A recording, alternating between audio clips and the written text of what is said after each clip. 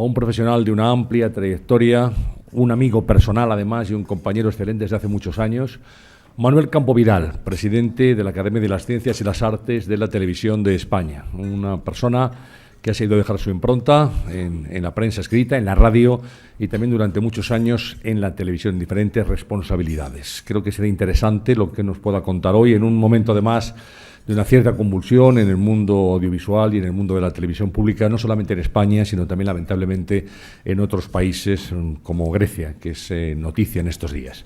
Y para presentar o para introducir este acto, no necesita muchas presentaciones, Manuel, pero para introducir lo que es este acto y el papel de Manuel Campo Vidal en el mundo de la comunicación, pues tengo el gusto de dar la palabra a Fernando Navarrete. Fernando es vicepresidente de la Academia de Televisión y es realizador, director de programas y, desde luego, todo un referente en la historia de este medio en nuestro país. Así que, Fernando, cuando quieras, tienes la palabra.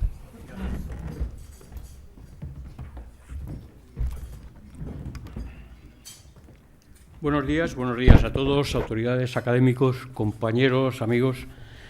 En primer lugar, quiero dar las gracias, como no, al Foro Nueva Comunicación por invitar a la Academia de las Ciencias y las Artes de Televisión a participar en este prestigioso espacio de debate.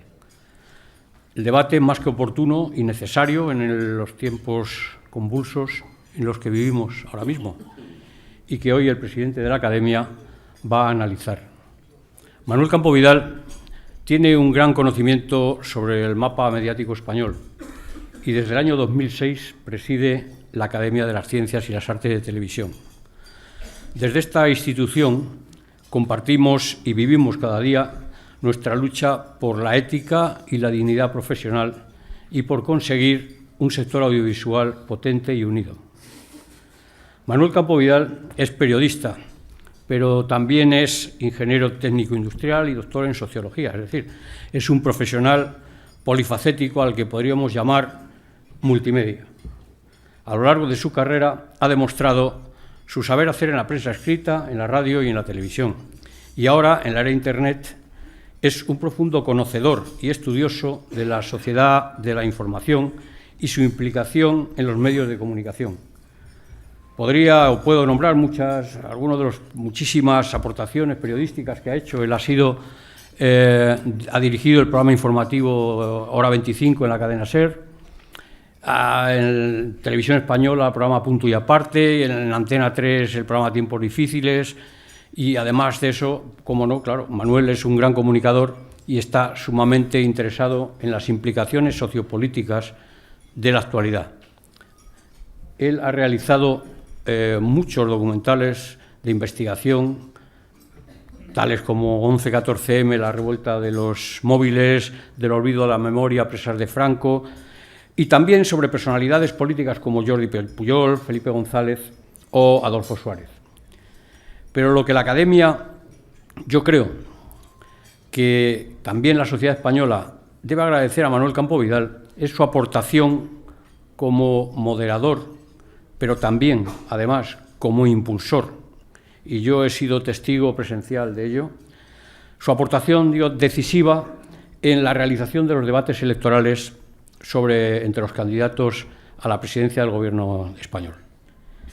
Y finalmente, como Manuel dice que en sus clases magistrales dice que hay que ser breve, conciso, claro y sobre todo, saber cómo terminar, también me gustaría resaltar otro aspecto que tal vez muchos desconozcan del presidente de la Academia. Manuel Campo Vidal es un espíritu emprendedor, ya que ha sido fundador y expresidente de Audiovisual Sport, cofundador de la Cadena Mundial de Noticias en Español, Telenoticias, y fundador de la división de Antena 3 Internacional.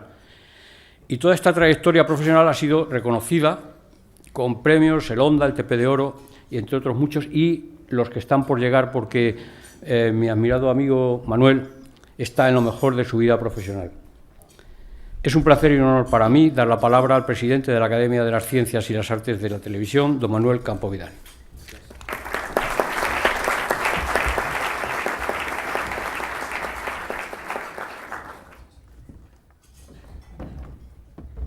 Muchas gracias, buenos días a todos.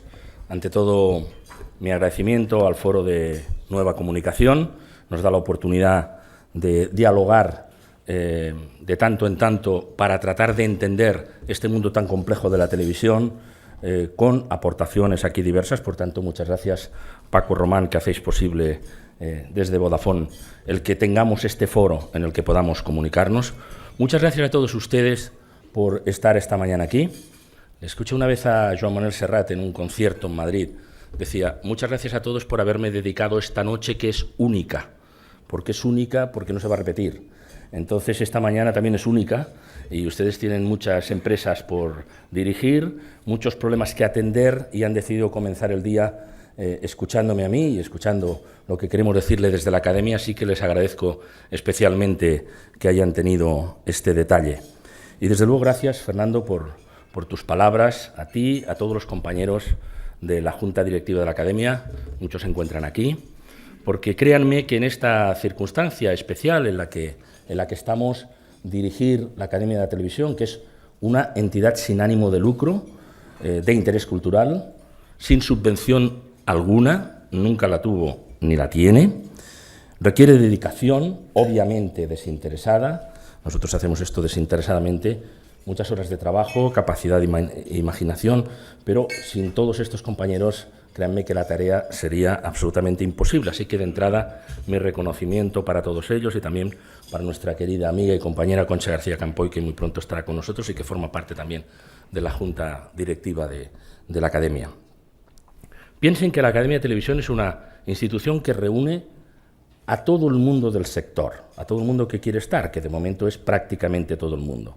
Así que reúne a los profesionales y se exige una cierta trayectoria profesional, una búsqueda de la excelencia, pero profesionales de todos los sectores, periodistas de todas las especialidades y profesiones, periodistas, realizadores, productores, ingenieros, hay aquí también buenos ingenieros, cualquiera de los oficios que están presentes en esa larga cadena que debe conectarse bien para que la televisión de cada día sea posible. Pero en la Academia están presentes también las empresas emisoras y las empresas productoras, las públicas y las privadas, las estatales y las autonómicas, las locales en menor medida, pero también. Así que es un punto de encuentro de la profesión y de los profesionales que vivimos por y para la televisión.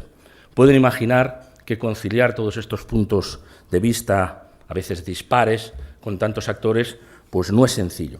Pero ese es precisamente el valor de la Academia, su capacidad de mediación, su capacidad de interlocución, y es cierto lo que decía Fernando, quizá eso se compruebe de forma más visible con la posibilidad que se concretó en el 2008 y en el 2011 de organizar los debates con los candidatos a la presidencia del Gobierno. Y esperamos que continúen las próximas elecciones. Así que, de entrada, gracias en relación con ese elemento concreto por la confianza que nos dieron Mariano Rajoy, José Luis Rodríguez Zapatero, Alfredo Pérez Rubalcaba y, desde luego, las televisiones emisoras, que en definitiva fueron las que recogieron la señal única que emitía y que producíamos nosotros todos desinteresadamente para que este país recuperara debates que ojalá consoliden. Gracias por la confianza en nuestra labor organizadora y en la posición neutral de la Academia, que por supuesto mantuvimos escrupulosamente.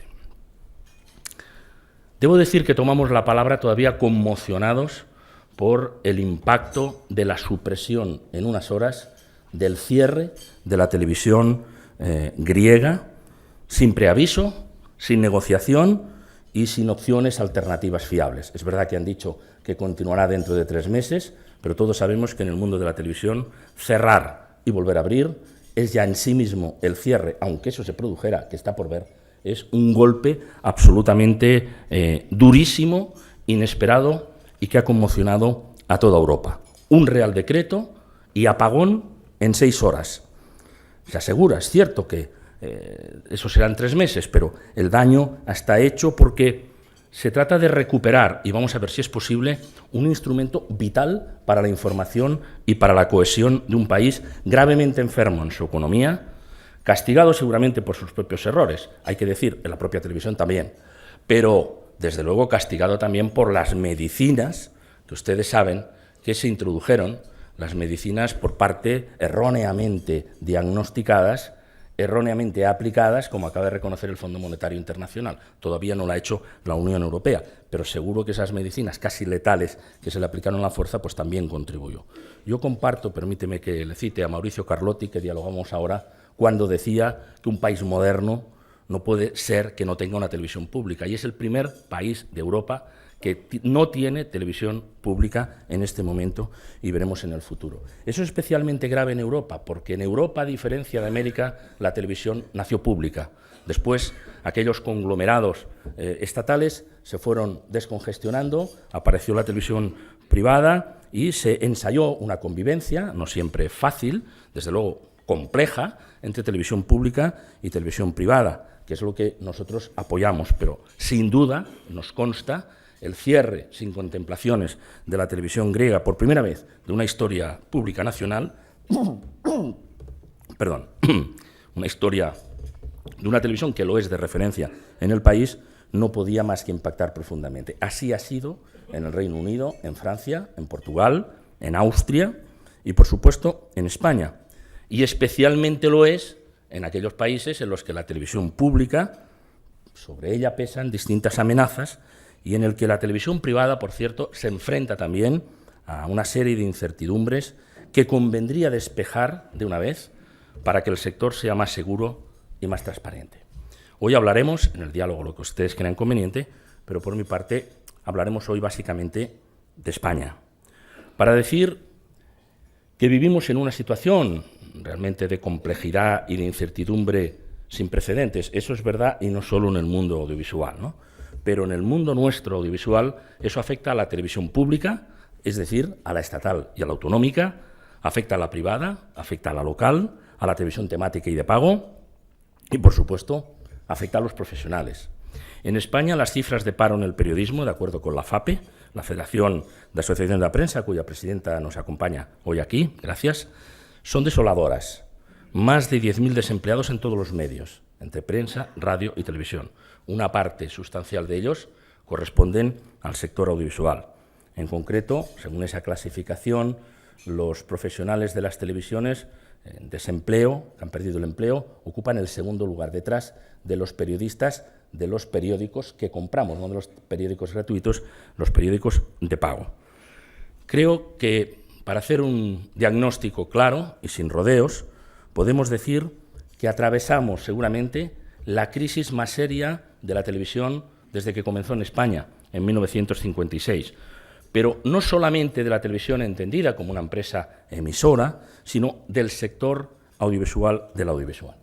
El sector industrial del audiovisual, y me gustaría decirlo con todas esas palabras, sector industrial del audiovisual, que es importante, sigue siendo importante en nuestro país a pesar de la crisis, y que creo sinceramente, lo hemos defendido y lo reiteramos, que podría ser mucho más importante si aprovecháramos de verdad, si supiéramos aprovechar la ventaja geoestratégica del idioma que hablamos, del idioma español, que es el tercer idioma más hablado del mundo. Hay una gran tarea por hacer en este campo. Permítanme un dato. El español avanza, no solamente como idioma, también en el mundo de la televisión. En Estados Unidos, la televisión hispana, la proyección de inversión publicitaria de la televisión en español, a pesar que los hijos de segunda y tercera generación entran directamente en inglés, esa factura publicitaria hoy en Estados Unidos es igual que la española. Es verdad que la nuestra ha retrocedido, y ahora lo comentaremos, pero la previsión es que sea igual que la italiana en el año 2015. Por lo tanto, estamos en una situación en la que ahí hay datos importantes y encuentras ahí muchos, no solamente productoras, sino encuentras también muchos profesionales españoles que buscan trabajo y lo encuentran en ese ámbito. Yo creo que de los rasgos de la gravedad de la situación de esta crisis nos habla el mercado publicitario, el retroceso del mercado publicitario. Hablaremos de ello, pero como lo sabemos, simplemente lo citaremos para buscar otras incertidumbres que creo, sinceramente, que deberíamos despejar para estabilizar el sector. Ustedes saben que desde el año 2008 hasta el momento actual hemos vivido una caída de la inversión publicitaria del 60% en términos generales. Esto es tremendo. Quiere decir que hemos retrocedido a cifras netas a la situación publicitaria que teníamos en España en 1998. Pero, como les digo, es señalada esa gravedad que han glosado en esta misma tribuna otros participantes, a mí me gustaría hablar de las incertidumbres para identificarlas, diagnosticarlas y tratar de resolverlas. En primer lugar, incertidumbre sobre el futuro de la televisión pública estatal. Una decisión drástica del gobierno Zapatero de suprimir la publicidad en televisión española de un día para otro, pero sin garantizar un modelo de financiación alternativo, está ahora amenazando o nos introduce dudas muy serias sobre cómo quedará el futuro de Radio Televisión Española, y no podemos perder esa televisión pública en línea de lo que estábamos diciendo. Estamos a la espera de una sentencia próxima del Tribunal de Justicia de la Unión Europea. La vicepresidenta del Gobierno lo dijo el viernes pasado, que la espera para las próximas semanas. Y esa sentencia puede alterar sensiblemente el panorama y el escenario de la propia Radio Televisión Española y, en consecuencia, para el conjunto del sector. Esa sentencia va a resolver si es legal o no la tasa que en España, con algunas variaciones, es verdad que también existe en Francia, que se ha impuesto a los operadores de telecomunicaciones de ámbito estatal para que a través del 0,9% de sus ingresos brutos de explotación contribuyan a la financiación de la radiotelevisión pública, teniendo como límite el 25% del presupuesto anual de la corporación. Eso significa aproximadamente que están en juego unos 250 millones de euros al año para financiar la radiotelevisión pública. Cuando se tomó esa decisión por parte del Gobierno, decisión inesperada y drástica, desde la Academia de Televisión lamentamos que se hiciera tan rápidamente y que se hiciera sin gradualidad alguna. Podía haberse empezado, pues primero quitamos la publicidad de la 2, o lo quitamos del prime time, o por las mañanas, lo que sea, cualquier gradualidad, incluso para que encajara también en el mundo de los anunciantes, que conocen ustedes las quejas que expresaron en aquel momento. Nosotros dejamos saber entonces al Gobierno, y lo expresamos en esta misma tribuna, nuestra inquietud. No se trataba de oponerse a la medida, no se trata de oponerse a la medida. Nosotros estamos por el diálogo. Cada gobierno, dijimos entonces, cada parlamento está en su perfecto derecho de organizar la financiación de la televisión pública como crea conveniente. Unos organizan un canon, es el caso de la BBC, de la propia Grecia, que a través de la cuota del servicio eléctrico se pagaba unos 30 o 50 euros al año por cada ciudadano, aproximadamente, para poder financiar la televisión pública. Otros lo hacen a través de la publicidad, otros tienen un sistema mixto. Hagan lo que crean conveniente. Los datos últimos de la UER, por ejemplo, señala que el 60% de los fondos de las radiotelevisiones públicas europeas proceden del canon, el 30% de la publicidad y el 10%, publicidad, venta de productos, etcétera, y el 10% de aportaciones directas de los gobiernos. Evidentemente, este no es el caso de España. Nosotros decíamos y repetimos, decidan lo que crean conveniente, pero solo pedimos que el sistema de financiación alternativo sea claro, sea solvente y sea sostenible, y que no nos encontremos con esta incertidumbre tan grave. No les oculto que nuestra posición de entonces, y que reiteramos ahora, pues no gustó al Gobierno de aquel momento, pero tememos que el tiempo nos va dando la razón. Ahora tememos esa sentencia y, desde luego, vamos a ver si las televisiones privadas, que financian también a la televisión pública, como ustedes saben, las de pago, que también recurrieron la medida, y los operadores de televisión, de telecomunicaciones, también buscaron amparo en Europa, y vamos a ver en qué queda esa sentencia. Ahí tenemos una gran incertidumbre.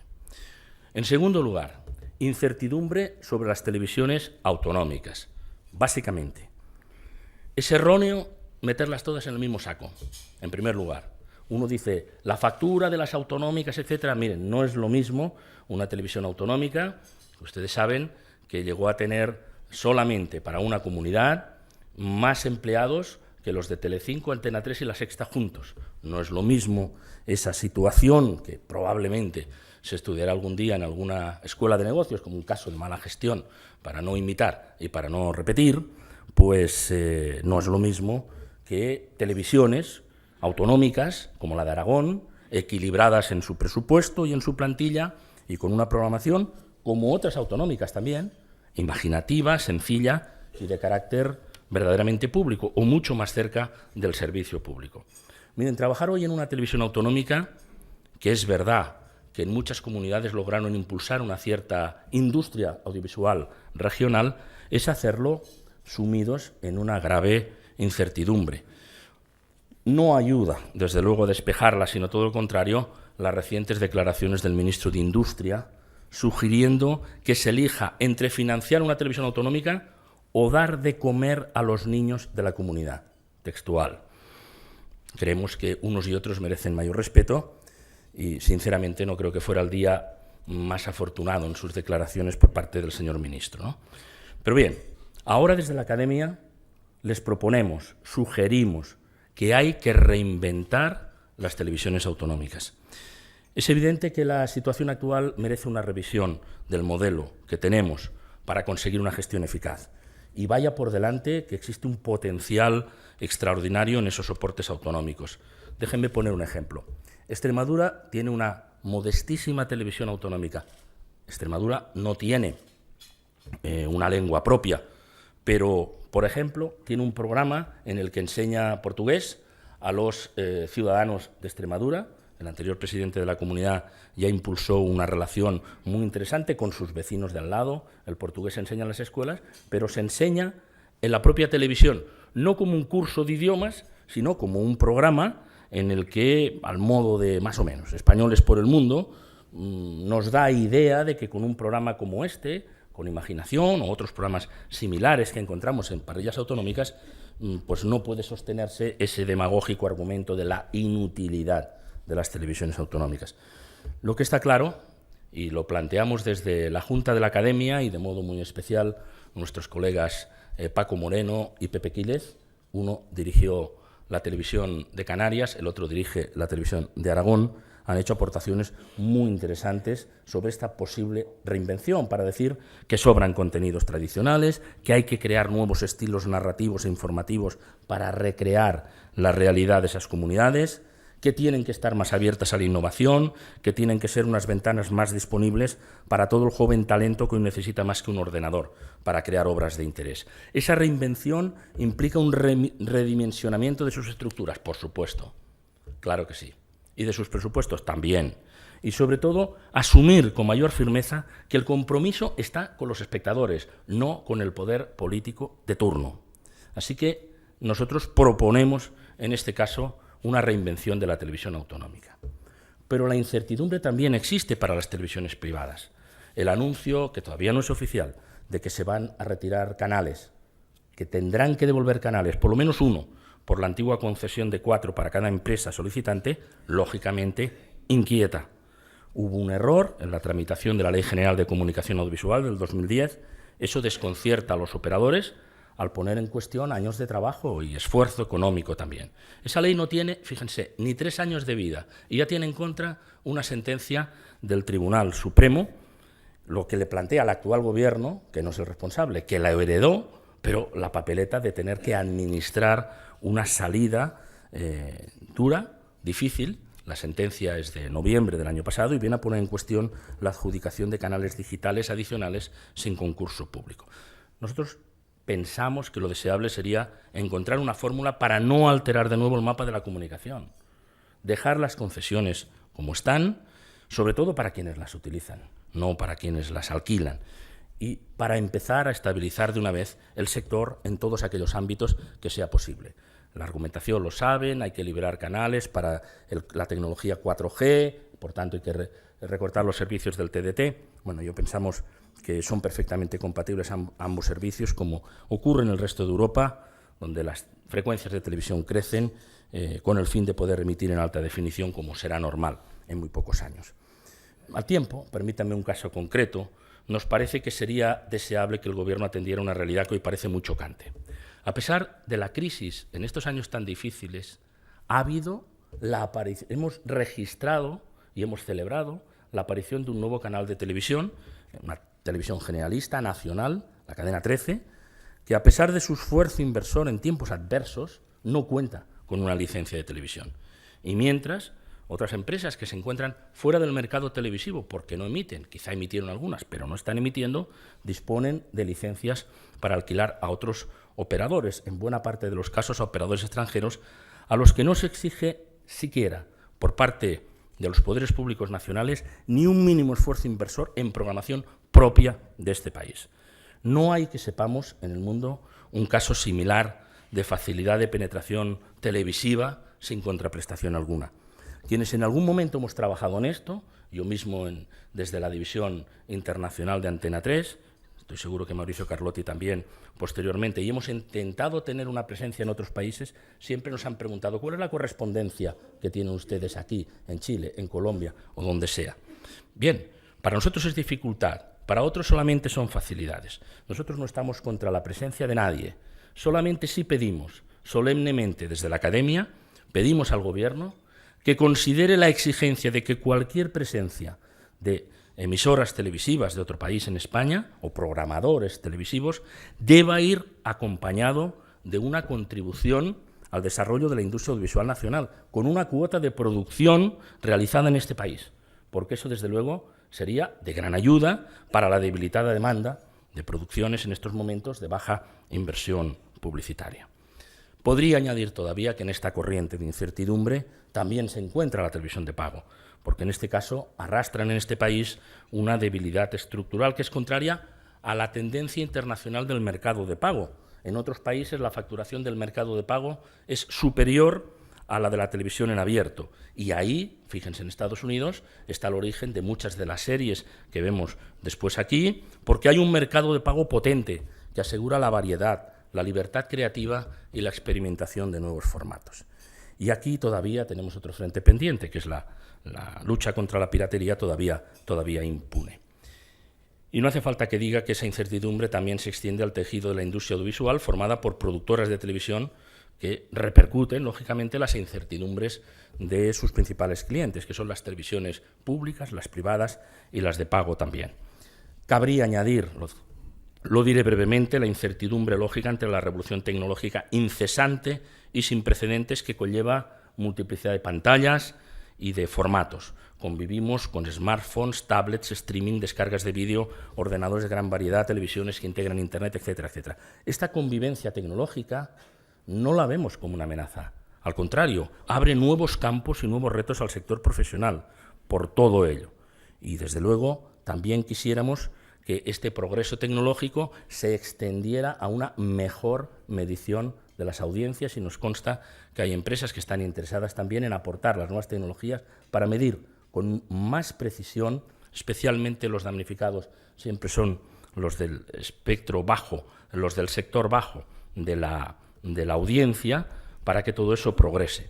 Pero en torno a la evolución de la televisión y de la fusión con Internet y las telecomunicaciones, sabemos que en este país y fuera hay una gran cantidad de empresas tecnológicas trabajando para buscar nuevas soluciones, nuevas fuentes de ingresos e incluso desde el teléfono móvil, etcétera, etcétera. Bueno, ustedes saben que algunos profesores y algunos gurús se recrean en anunciar la muerte de la televisión. Si miramos la historia de los medios de comunicación, siempre ha sucedido lo mismo. Las hemerotecas nos informan de que cuando apareció la radio se oficiaron funerales inmediatamente por la prensa, cuando apareció la televisión se oficiaron funerales por la radio, cuando nació la televisión temática por la televisión generalista y así sucesivamente. Nosotros creemos que la televisión goza de buena salud, las audiencias lo demuestran, se consume más televisión que nunca, lo que pasa es que se consume de un modo distinto y tenemos que administrar esa convivencia entre los medios tradicionales y los medios emergentes. Voy a ir concluyendo, porque todo esto, estas incertidumbres, suceden en un país con un cuadro general de licencias absolutamente denso. La proliferación de licencias de TDT, que a nuestro juicio irresponsablemente adjudicaron gobiernos de todos los signos políticos, por cierto, y de toda dimensión, nacional y autonómica, desestabilizó el mapa de la comunicación con dos efectos principales. El primero, amenazó seriamente el modelo de negocio de la televisión. Segundo, creó el espejismo de una inminente contratación masiva de profesionales. Eso disparó las expectativas de estudiantes y recién licenciados de cualquier rama de periodismo o audiovisual en los 52 centros universitarios que en España se pueden estudiar estas carreras, 52 que nosotros sepamos. La gran frustración estaba servida. La profesión periodística, decíamos, ha perdido 8.500 puestos de trabajo en los 2 últimos años, de acuerdo con esas cifras que manejamos. Pero nadie ha frenado las fábricas universitarias de periodistas y licenciados en audiovisuales a los que se condena la poca productiva tarea de enviar currículums constantemente a unas empresas que, a su vez, están reduciendo personal. Cada año en España se licencian en estas carreras relacionadas con el mundo audiovisual 2.800 jóvenes que se ven impelidos a reorientar sus aspiraciones profesionales hacia otros sectores porque nadie les advirtió, ni a ellos ni a sus familias, que estaban realizando un gran esfuerzo, que se había construido ante ellos un espejismo. Como dijo en esta misma tribuna José Miguel Contreras, en España había burbuja financiera, había burbuja también inmobiliaria, pero también había una burbuja mediática. Y esa factura la pagan las empresas, la pagan los profesionales en ejercicio y la pagan también los estudiantes que frustran sus legítimas expectativas. Concluyo. ¿Nos recuperaremos? Sin duda. Ya vemos que el mercado publicitario, es verdad que retrocede, pero empieza a moderarse. En mayo rozó una caída sobre el año anterior del 10%, pero será 9, algo, será por lo menos solo un dígito frente a los 2 que mantuvo desde el inicio de la crisis. Y la buena gestión de las empresas televisivas, por lo general, y las productoras, y el acierto del modelo de fusión entre cadenas, con una especialización resultante que mantiene por el momento, y es deseable que sea así en el futuro, la pluralidad existente antes de las fusiones, por decirlo de manera clara. La sexta no se ha desnaturalizado, la 4 no se ha desnaturalizado, no suena de un modo distinto a como sonaba antes de la fusión. Por lo tanto, eso es imposible. Nosotros deseamos que la crisis impacte lo menos posible también en la creación y en la innovación. Con esta vocación venimos solicitando públicamente desde hace tiempo, desde la academia, que a las emisoras que creen en todos los canales que tienen, en alguno de los canales que tienen, un pequeño espacio para que puedan tener acceso en sus parrillas a jóvenes o no tan jóvenes creadores a modo de vivero, como una oportunidad con sus programas. Bueno, a mí me complace decir y subrayar ahora que el grupo A3 Media ha sido el primero en comprometerse con estos jóvenes. Se cerró el acuerdo en las últimas horas, ofreciéndoles un espacio privilegiado para que presenten sus proyectos. En el último consejo de la Academia, en el mes de abril, Javier Bardají ya nos anunció que esto era una posibilidad y esto se ha concretado en un informe concreto que, si quiere alguien, después yo le puedo dar. Es decir, ante tanta incertidumbre, es verdad una cuestión clara. Nunca en la historia se había consumido tanto producto audiovisual, pero este país tiene un talento extraordinario y tiene que tener algún tipo de salida. Sobre todo que la crisis no sea una merma para la productividad, no sea una merma para la creatividad. También tenemos que decir, porque es nuestra posición, que reclamamos un CEMA, un Consejo Audiovisual. El Gobierno, como saben, eso ya sí es este Gobierno, ha optado por fusionar los organismos reguladores. Generó ahí una mezcolanza, a nuestro juicio, poco práctica y poco efectiva. Veremos en qué queda, porque ese nuevo regulador integral, conocimos en el BOE de la semana pasada, no parece ser aceptado por Bruselas, con lo cual cabe desear que las modificaciones a realizar permitan acabar con esa singularidad española que define a nuestro país como el único que no tiene un organismo de control de medios independientes. Y eso no tiene nada que ver con la censura y lo podemos aclarar. En definitiva, aquí tenemos, además de la caída publicitaria, como les decía, unas incertidumbres importantes, pero las tenemos identificadas, las tenemos diagnosticadas, tenemos propuestas para ello, sin ánimo de pretender resolverlo todo, como por ejemplo esa reinvención de la televisión autonómica a la que me estaba refiriendo.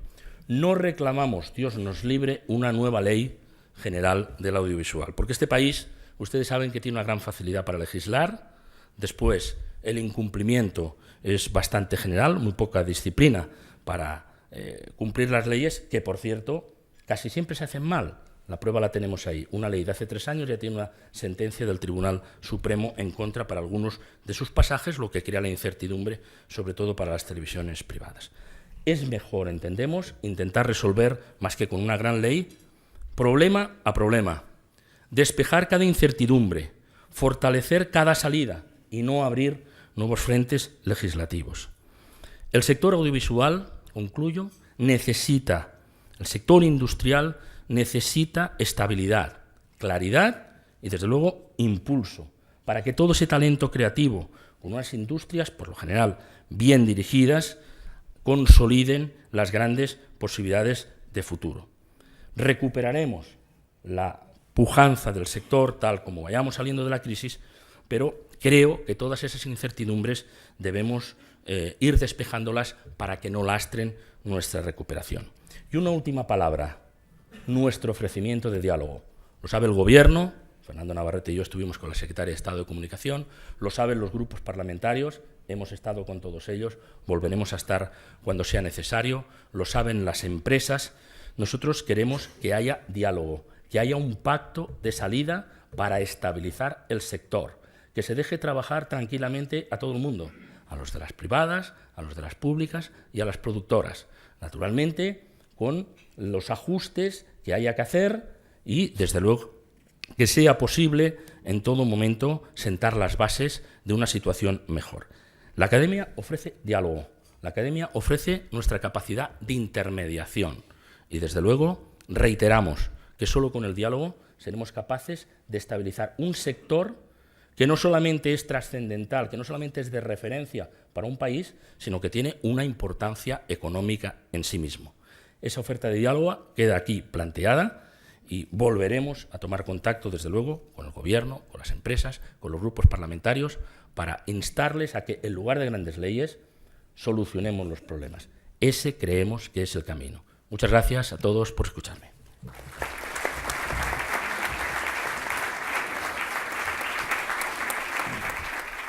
Muy bien, pues son reflexiones sin duda interesantes y pertinentes las que nos hace Manuel Campo Vidal, y ahora hay preguntas de los asistentes al desayuno que iba a formularle para completar este desayuno. En primer lugar, Manuel, te preguntan ¿qué puede hacer la televisión en general por la marca España? Yo creo sinceramente que la televisión hace y puede hacer más por la marca España. Lo de la marca España, que a veces genera una cierta tristeza el ver algunos artículos que la ponen en cuestión, incluso con una cierta ironía, es algo que puede ser importante. Los que por nuestro trabajo nos toca viajar a otros países, admiramos y agradecemos el que haya una referencia importante a lo que hacen, por ejemplo, los ingenieros civiles españoles en el mundo, o cómo aprecian a los ingenieros industriales en la NASA.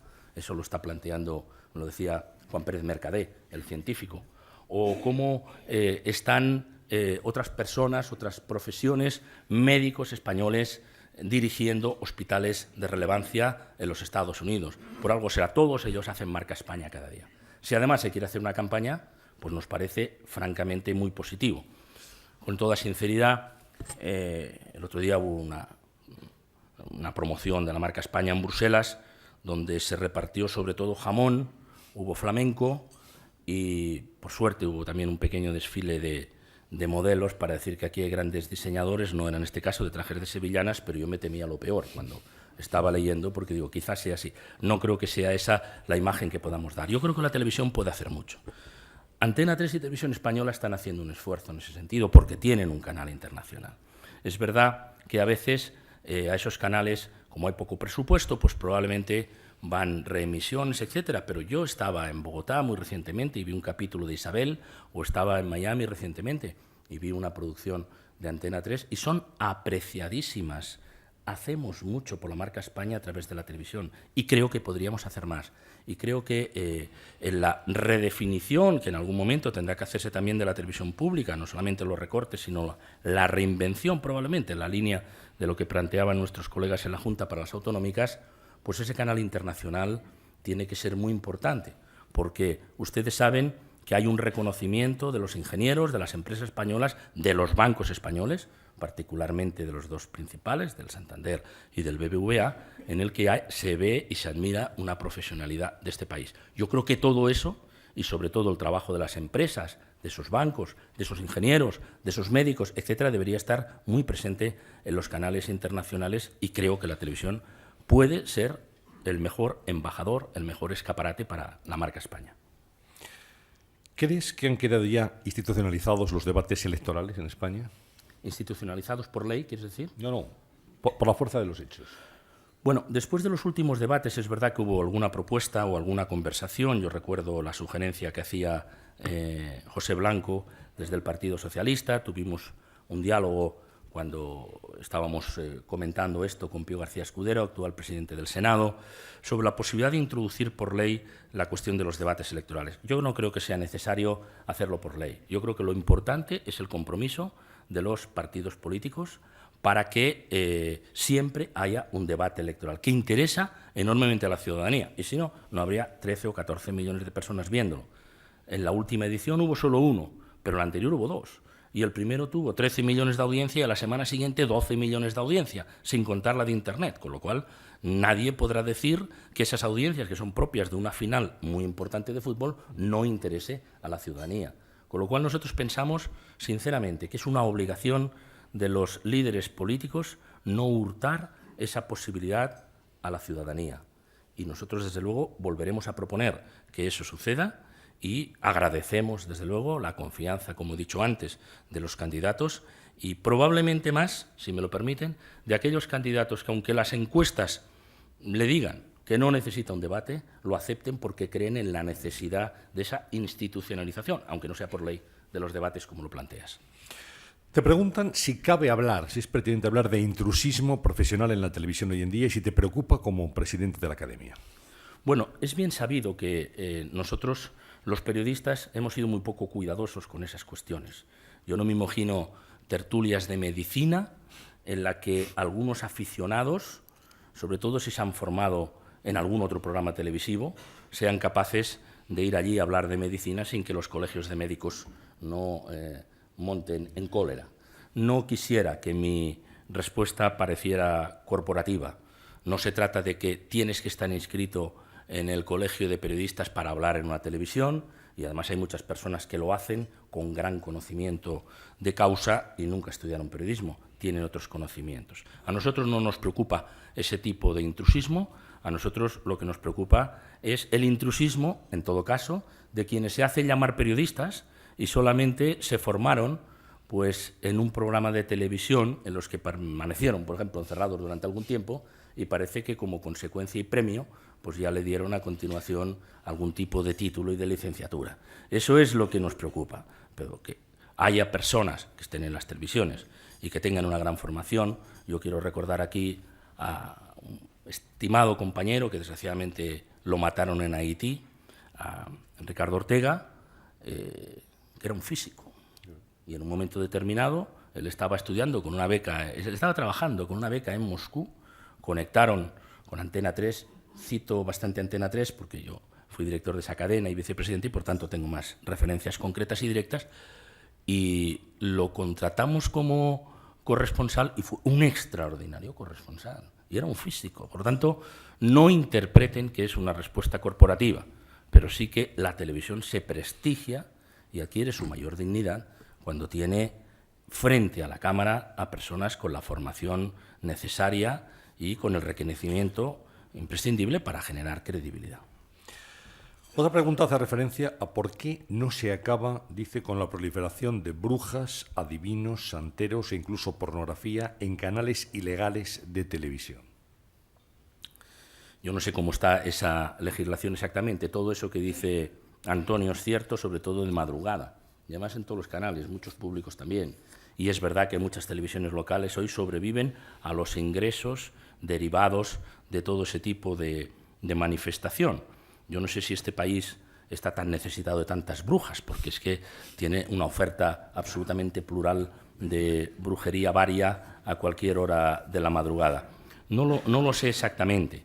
A mí lo que me preocupa más son los excesos, son los abusos, y en ese sentido, precisamente la existencia de un Consejo de Medios Audiovisuales pues podría poner un poquito de orden para administrar determinados contenidos, sin ánimo de suprimir nada, pero sí por lo menos de ordenarlo y sobre todo de velar para que no hubiera una publicidad falsificada y para que no hubiera una publicidad engañosa. La decana de la Facultad de Ciencias de la Información de la Universidad Complutense de Madrid, Carmen Pérez de Armiñán, dice: la incertidumbre de la que tú has hablado en la intervención también está instalada en la universidad. ¿Qué pide o qué pediría la profesión y la academia a la universidad? Muchas gracias, señora decana, por su pregunta. Nosotros creo que cualquier profesional sensato, y en la academia lo hemos comentado muchas veces, pedimos, pero no a la Facultad de Ciencias de la Información, pedimos en general a la Universidad Española también que haya profesionales en las aulas y que se pida probablemente una doble condición. Fíjense, que los profesores estén en el medio, o por lo menos hagan algún tipo de prácticas, y desde luego a mí me impacta que en un país como Suecia, en los convenios de los periodistas existe una semana sabática para poder estudiar y reciclar los periodistas en algún tipo de universidades. Yo creo que, en general, la universidad y la profesión ha estado demasiado lejos. Y quienes tenemos oportunidad, o bien de dar alguna clase, o porque nos invitan en alguna conferencia, que es con frecuencia, en distintas universidades de España, comprobamos el interés de los alumnos cuando tienen un contacto directo con alguien que lo ha vivido, que lo está viviendo y que conoce los problemas. Pero creo que es un mal general de la universidad, no podríamos atribuirlo solamente a las facultades de información. Yo creo con toda sinceridad que hay muchas veces, y así nos lo dicen otros profesores y lo reconocen, y otros decanos con los que hablamos, que hay quien enseña en ADE, en Administración de Empresas, determinadas asignaturas y nunca ha administrado una pyme y nunca ha pasado un mal rato de cómo pagaremos la nómina. Yo creo que esa distancia entre la universidad y la industria real y la vida real es perniciosa, y tenemos que resolverla a toda velocidad, porque no nos podemos permitir que sean fábricas de licenciados, o de grado, como se llama ahora, básicamente sostenidas por la teoría. Elsa González, presidenta de la FAPE, dice: la Academia de Televisión se ha adherido a las resoluciones de la Comisión de Arbitraje, Quejas y Deontología Profesional, un paso que solo han dado varias televisiones. ¿Qué le sucede, dice Elsa, a las grandes con la ética? No creo que le suceda nada en particular. Yo creo sinceramente, Elsa, que hay una falta de diálogo importante. Tenemos que contar mejor las cosas. Yo creo que todo el mundo razonable comparte ese eslogan que ya se ha popularizado y que empiezo a escuchar incluso en otros países, lo cual quiere decir que ha tenido éxito, de que sin periodistas no hay periodismo, y nosotros todos añadimos y compartimos que sin periodismo no hay democracia. En una situación en la que estamos, con tantos problemas en todos los países, con una complejidad por administrar, con una debilidad extraordinaria de liderazgos políticos y de liderazgos empresariales en todo el mundo, yo creo que la prensa, la radio, la televisión es más importante que nunca, y un código ético mínimo yo creo que es compartible. Nosotros creemos sinceramente que, a pesar de que estamos en el sector de la comunicación, tenemos que contar todos mejor las cosas, y otros, probablemente grandes, pero también pequeños, tienen que encontrar una mayor disposición al diálogo. No creo que sea una cuestión de tamaño, sinceramente, porque la vulneración muchas veces de los conceptos éticos en algunas televisiones no es precisamente a veces en las grandes, también es en las pequeñas, y acabas de citar tú algunos ejemplos en los que lo podríamos encontrar. Más diálogo, más acuerdo y mayor disposición a un pacto general sobre esas cuestiones, porque el país necesita una prensa, una radio y una televisión recuperada. Y en ese sentido, si me permites, Antonio, y yo sé que a algunos colegas no les gusta mucho cuando planteamos estas cosas desde la academia, yo personalmente pongo el énfasis, pero bueno, no tenemos que ganar ninguna elecciones, así que yo lo planteo sin ninguna autocensura. Hombre, algo habremos hecho mal los periodistas cuando, a la salida de la transición, estábamos en los lugares de mayor reconocimiento como profesión en la consideración pública general, y ahora estamos en la parte baja de la tabla. Es verdad que los políticos están por debajo nuestro, pero eso debería ser escaso consuelo. Nosotros debemos de recuperar credibilidad. El capital de un periodista es su credibilidad. El capital de un medio de comunicación es que realmente sea certero. En el debate constante que dice, bueno, ahora todo el mundo es periodista porque puede escribir por el Twitter. Todos estamos en Twitter, todo lo vemos, es un medio de observación. pero hay que garantizar, cuidado, que esto lo ha dicho tal cadena de televisión, cuidado, que esto lo ha dicho un político, perdón, un periódico, cuidado, que esto lo ha dicho tal periodista que pone su firma y se compromete. Tenemos que recuperar credibilidad, porque solo por ese camino fortaleceremos no solo nuestra propia posición, sino que es como creo que tenemos la responsabilidad de contribuir a una normalización del país sin ningún tipo de autocensura y sin ningún tipo de atrincheramiento excesivo, como muchas veces estamos sufriendo y todos sabemos a qué nos referimos. Hablando, Manuel, de lo que hacemos mal, o hemos hecho mal los periodistas y de nuestra credibilidad, tú que has dirigido medios de comunicación, cadenas de televisión y telediarios, ¿hubieras permitido que tus periodistas fueran a supuestas comparecencias de políticos, ruedas de prensa, sin preguntas, sin admitir preguntas? Yo creo que hay una cuestión que tenemos que decir con toda claridad. Una rueda de prensa sin preguntas no es una rueda de prensa, es una declaración. Entonces, no convoquen a una rueda de prensa si no va a haber preguntas.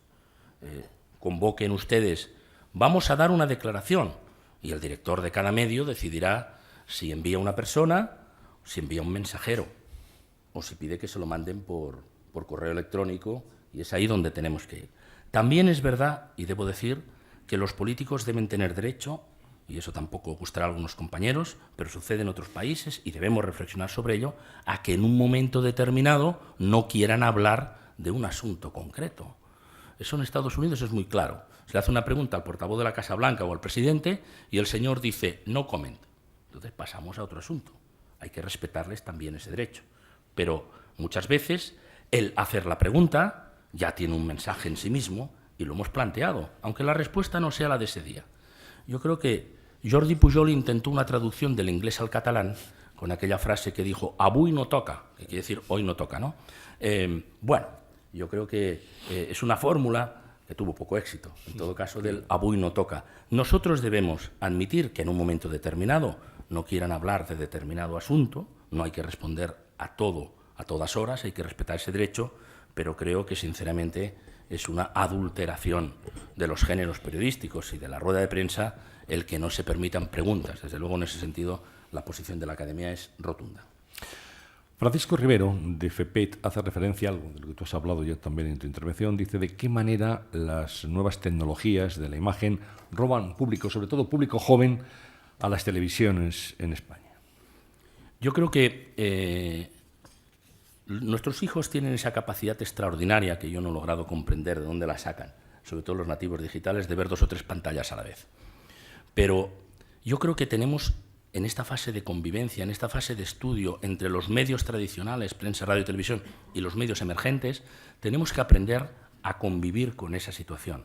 Tenemos que estudiar la fórmula de que se realimenten las unas a las otras. Ha habido experiencias muy interesantes en España.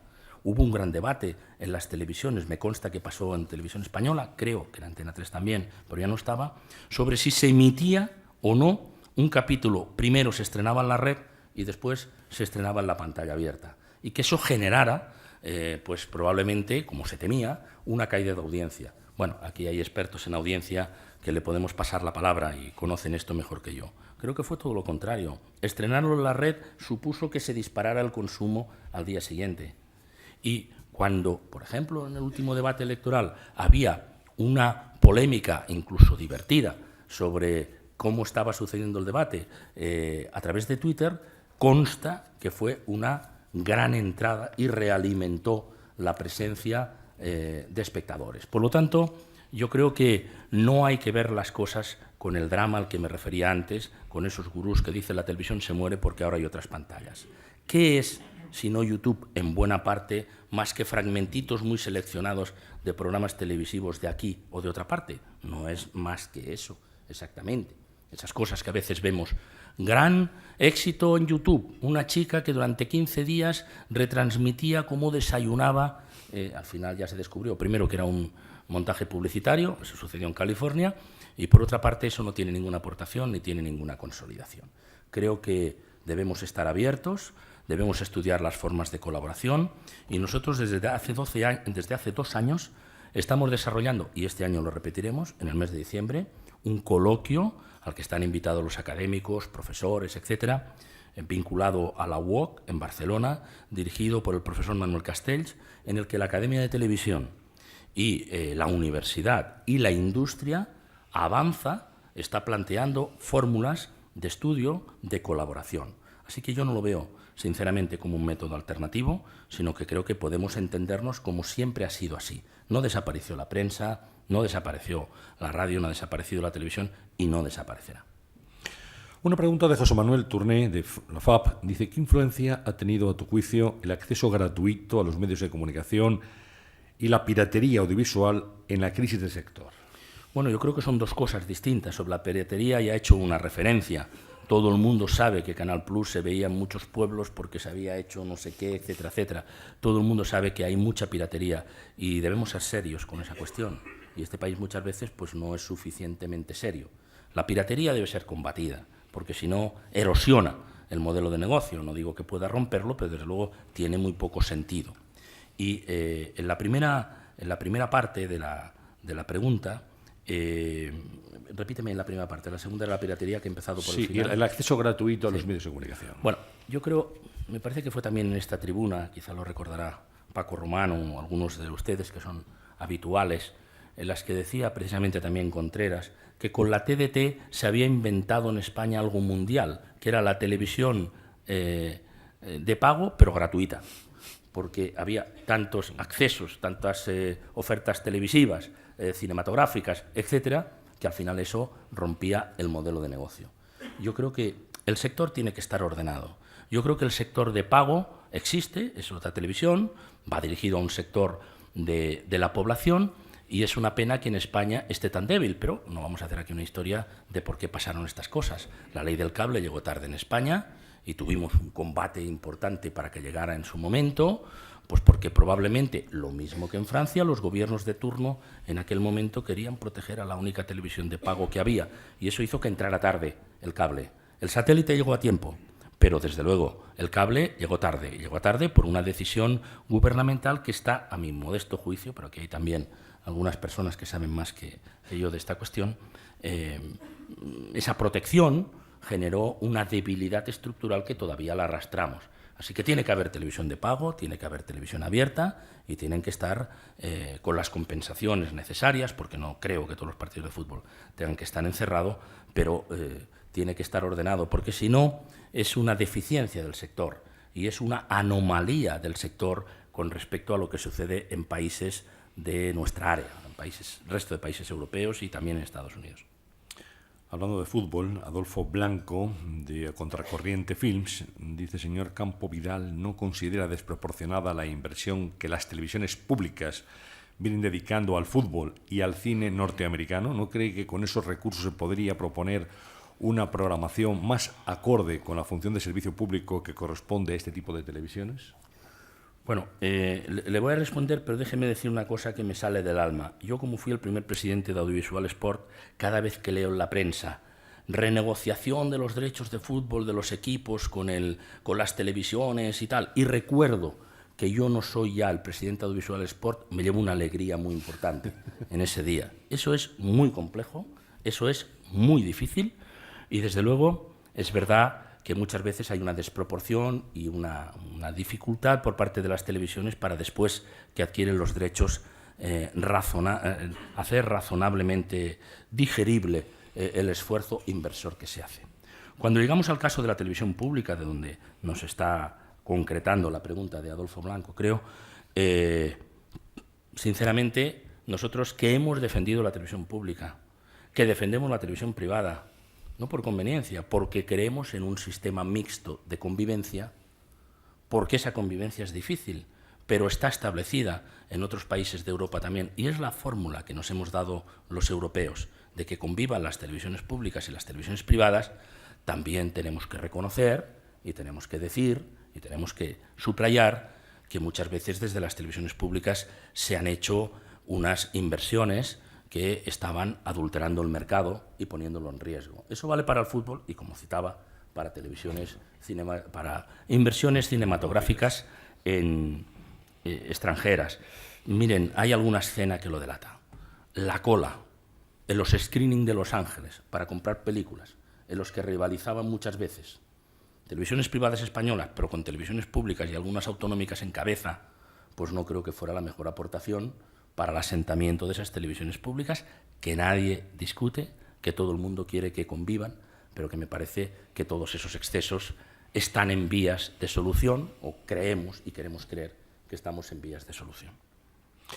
Vamos con las dos últimas preguntas. Roberto Cerecedo, que es el presidente de la Asociación de Periodistas Europeos, de la Asociación de Periodistas Gráficos Europeos, te pregunta dónde se localiza, a tu juicio, la frontera de la publicidad. Y dice, ¿no es un poco bochornoso que algunos conductores y presentadores de informativos de televisión, sin previo aviso, recomienden la compra de uno u otro producto, confundiendo, dice, la información con los consejos publicitarios y confundiendo también a los telespectadores? A mí me parece sobre todo que eso habría que medirlo bien. Cada uno hace lo que cree conveniente en el gobierno de su cadena de televisión. Pero yo simplemente sugiero que hay que medirlo bien. Es verdad que eso genera un ingreso, pero ¿cuánta pérdida de credibilidad se produce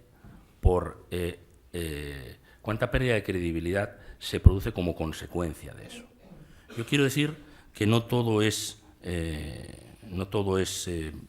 audiencia. Hay una audiencia cualitativa. Yo recuerdo que en los momentos en los que nosotros estábamos en Antena 3, a partir del año 92, levantamos la cadena, 93, 94, 95, 96, había un empate técnico más o menos en las audiencias, Ricardo Vaca está aquí y lo sabe, más o menos estábamos en torno a un 20 y algo los tres grandes, Telecinco, Televisión Española y Antena 3.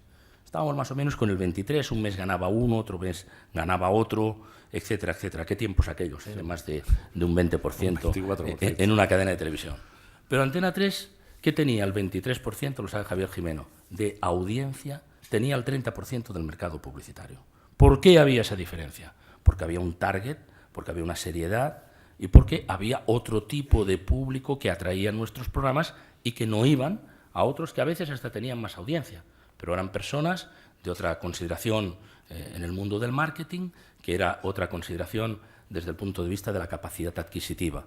Por lo tanto, yo sinceramente, cuando veo esos fenómenos a los que se está refiriendo, me inquieta y me pregunto legítimamente si esas cosas se miren bien.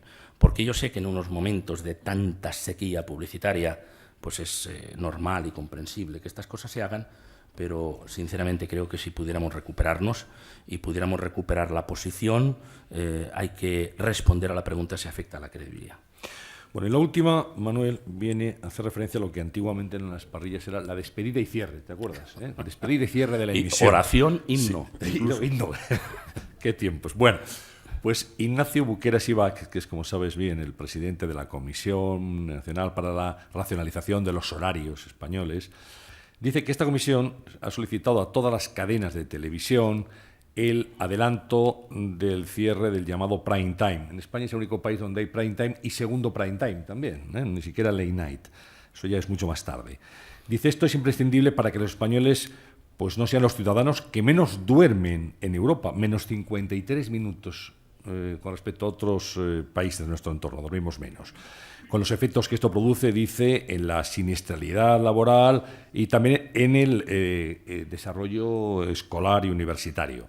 Por tanto, no sé si la Academia coge esa bandera o estáis trabajando en este sentido. O sea, me está preguntando Ignasi que si la Academia puede ayudar a que los españoles nos vayamos a dormir antes, todas las noches. Si las cadenas pueden tener alguna sensibilidad para adelantar los horarios. Bueno, yo ante todo quiero reconocer a Ignasi Buqueras el trabajo que hace durante años, porque este país tiene grandes virtudes, pero desde luego también tenemos algunos defectos importantes, como particularmente el incumplimiento de los horarios. O sea que le agradezco sinceramente que lleve años recordándonos que esto debe ser así. Pero hombre, yo creo que a la televisión no podemos echarle la culpa, porque, ¿qué quiere? Que a partir de determinada hora se pongan programas malos para que la gente entonces se vaya a dormir.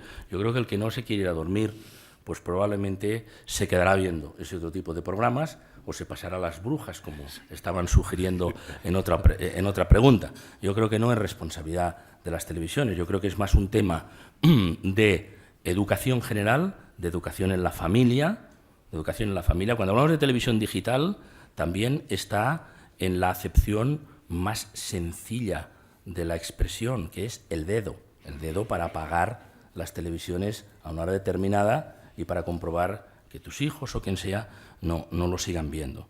Pero creo que ese planteamiento que creo que está haciendo Ignasi Buqueras, creo que debe llevarse mucho al terreno de la productividad, y de la productividad en el terreno de las empresas, porque es cierto que España es uno de los países en los que permanecemos más tiempo en el lugar de trabajo y, sin embargo, la productividad es más baja según todas las mediciones.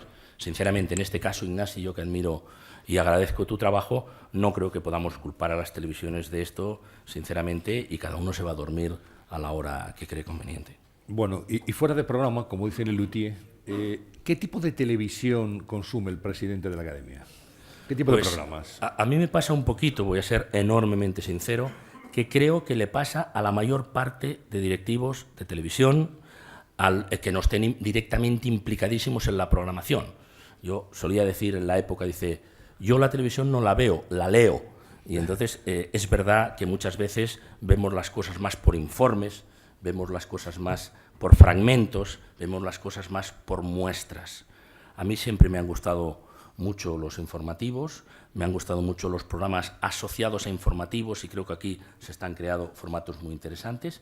Y tengo que decir que tenemos en este país una ficción, y hay algunas cadenas, yo creo que todas, las grandes, apostando seriamente por una ficción que es realmente admirada en muchos países, desde todo tipo de países que han sido apreciadas. Yo recuerdo cuando la primera gran serie, después de Verano Azul, que creó nuestro entrañable Antonio Mercero, que fue también presidente de la Academia de Televisión, que era Farmacia de Guardia, se vendía a tantísimos países, quizá como otras series de televisión, lo digo porque hay que ser críticos también, y no era Farmacia de Guardia principal, La Campeona, pero con un exceso de tacos que en otros países como en México se sustituyen por un pito, y hay algunos guionistas de televisión que si no ponen un taco por frase parece que no encuentran otra forma de desarrollar una escena graciosa. Yo creo que las series son una fortaleza de la industria audiovisual española. Y en ese sentido, si es la última intervención, quiero subrayar lo que he planteado antes. Tenemos que hacer las series también mirando al mercado exterior. No solo para vender los formatos, sino para vender las series directamente. Cuando estamos escribiendo las series, cuando estamos dirigiendo las series, tenemos que pensar también que lo van a ver en otros países, en otras culturas, aunque utilicemos todos la lengua española. Entonces hay palabras malsonantes, no solamente porque lo son los tacos, sino porque algunos verbos en concreto son malsonantes en otras zonas. Hay que tenerlo presente, y hay que tener presente que no se pueden construir series sobre lugares comunes que solo entendemos nosotros. Me pasaba cuando yo era presidente de una de las filiales era de Antena 3 Perú, me decían, oiga, nosotros vemos Lleno, por favor, qué fantástica serie, pero algunas cosas no las entendemos. Porque ustedes saben que Alfredo Landa era el protagonista, era un gasolinero franquista, nostálgico y dolorido porque había llegado la democracia en España, y de pronto solía soltar en casi todos los capítulos, y en Perú no lo entendían, cuando vuelvan los nuestros, estos se van a enterar. Y entonces me decían en Perú, ¿qué es eso de cuando vuelvan los nuestros? Bueno, pues si queremos tener una presencia importante en otros países, tenemos que simplificar, quitar asperezas, quitar tacos, entender a los demás y además hacer un poquito como los americanos, partiendo de nuestra fortaleza. Los americanos después se traducen, desde luego, las distintas lenguas. Hacen unos productos en Hollywood que realmente son de fácil comprensión en casi todos los países. Ahora también quizá nosotros, como el resto de europeos, tengamos ese problema. En Antena 3 invitamos en su época en mi época invitamos a unos guionistas de Hollywood a que dieran un curso para ver realmente dónde estaba la tecnología esta. Vino un tal John Nathan y nos dijo, cuando estábamos hablando, mire, estamos avanzando, tienen ustedes aquí gente muy potente. Fernando Colomo es una de las personas incluso que participó en ese seminario. Pero al final me dijo John Nathan, mire, es que ustedes, campo, los europeos, creen que el arte, si no es confuso, no es arte. Entonces, bueno, yo creo que tenemos que reflexionar sobre esa cuestión, tenemos que plantear las cosas más sencillas que se puedan entender en todos los países, y sinceramente creo que si tenemos la inmensa suerte de hablar el idioma español. Si el propio François Mitterrand, en el último discurso que dio en el Parlamento de Estrasburgo, ya anunció sobre la tenaza que sobre el idioma francés y el idioma alemán estaba produciendo y se iba a incrementar, y así ha sido, del inglés y del español, nosotros creo que tenemos un espacio para concretar esto y creo que sería un impulso extraordinario para la industria audiovisual española. Pues muchas gracias, Manuel. Le voy a pasar la palabra a Francisco Román, presidente ejecutivo de Vodafone, para que cierre este acto en nombre de los patrocinadores del mismo. Muchas gracias, Antonio. Bueno, yo creo que esto ha sido interesantísimo y brillante. Y lo digo empezando con una pequeña desilusión porque veo que la Academia no va a ayudarme a mí, por lo menos, a dormir más. Ya entiendo lo del dedo, pero esto es un asunto de nuevas tecnologías y, sin entrar en detalles, el mando a distancia rara vez lo toco yo, ¿no? Pero hablando en serio, Fernando nos ha presentado a Manuel Campo Vidal y Manuel es bien conocido de todos, ¿no? Así que no voy a glosar su figura. Pero yo creo que hemos visto tres cosas de Manuel bien claras y que nos han ayudado a que esta exposición fuese poco europea en el sentido de que ha sido nada confusa y ha sido muy clara. Por un lado, una lucidez en el análisis, por otro, una gran capacidad de comunicación, pero sobre todo algo que destacaba también Fernando y es ese don especial que tiene Manuel para alentar puntos de encuentro o convertirse en un catalizador de puntos de encuentro. Por eso, yo me quedo, al final este es un sector adyacente a aquel en el que yo trabajo y tengo poco que decir sobre lo del sector, pero haciendo una envolvente de lo que he escuchado me quedo con dos cosas. La constante apelación al diálogo como elemento de progreso y dos, la necesidad de rebajar las incertidumbres. Todos aquellos que tenemos responsabilidades de gestión sabemos lo importante que es eso. Suficiente incertidumbre te trae ya la vida, te trae ya la competencia, te trae la evolución tecnológica, te trae los mercados, como para que nos compliquemos la vida más. Me asiento aquí en un pequeño detalle, porque debe ser por lo de sector adyacente, porque a nosotros nos tocó aquella historia del 0,9 y, bueno, yo creo que ese es un buen ejemplo de incertidumbre. Que un miércoles te llamen para que pases por algún sitio, es decir, por Moncloa, y te dicen que en el próximo Consejo de Ministros, es decir, el próximo viernes, sepas que el 0,9 de tus ingresos va a ser destinado a esta noble causa de la supresión de la publicidad, sobre la que no tenemos nada que decir, pero cuyo beneficio para nosotros no entendemos y cualquiera que tenga responsabilidad de una cuenta de resultados sabe lo que es casi el 1% de sus ingresos, ¿no? Ese tipo de incertidumbre es tremendo, porque eso hay que contarlo luego fuera cuando tienes que competir por las inversiones en España y tiene que ver con la marca España y tal. Entonces, no puedo más que solidarizarme con ese mensaje. No nos compliquemos la vida. Si incertidumbres hay suficientes, eliminemos aquellas que no son... Vivamos con las inevitables, trabajemos con las inevitables y, por favor, evitemos todas aquellas que son innecesarias. Y creo que Manuel, aparte del análisis, nos ha pasado a todos un mensaje importante y de optimismo, porque básicamente se pueden hacer cosas, no se trata de invocar aquí grandes revoluciones, pero se pueden hacer cosas para mejorar la situación y para que todos avancemos. Así que no tengo más que agradecer a Manuel su intervención, a Fernando su presentación y a vosotros el que nos ayudéis o que nos permitáis ayudaros a estar aquí y que esto sea posible. Muchas gracias. Gracias.